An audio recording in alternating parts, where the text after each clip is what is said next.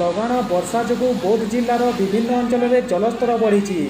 ବିଶେଷକରି କଣ୍ଟାମାଲ ଶାଗଳା ରାସ୍ତାର କିଛି ଅଂଶରେ ପାଣି ଚଢ଼ିଯିବାରୁ ଯାତାୟାତ ବ୍ୟାହତ ହୋଇଛି।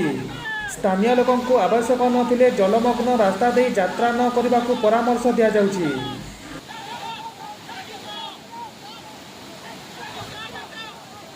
ଏପଟେ ଲଗାଣ ବର୍ଷାର ପ୍ରଭାବରେ ବୌଦ୍ଧର ଏକ ନିର୍ମାଣାଧୀନ ରେଳ ସୁଡ଼ଙ୍ଗରେ ବର୍ଷା ପାଣି ଓ କାଦୁଅ ପ୍ରବେଶ କରିଥିଲା।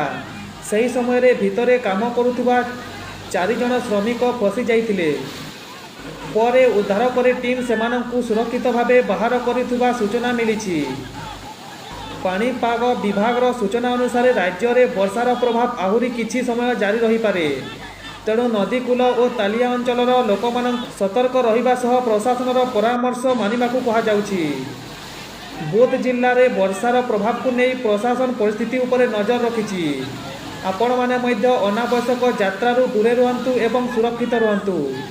ଏଭଳି ଖବର ପାଇବା ପାଇଁ ଚ୍ୟାନେଲକୁ ଲାଇକ୍ କରନ୍ତୁ, ସେୟାର କରନ୍ତୁ ଏବଂ ସବସ୍କ୍ରାଇବ୍ କରି ପାଖରେ ଥିବା ବେଲ୍ ଆଇକନକୁ ପ୍ରେସ୍ କରନ୍ତୁ ଯେ ଆମର ଭିଡ଼ିଓ ଆପଣମାନେ ପ୍ରଥମେ ପାଇପାରିବେ।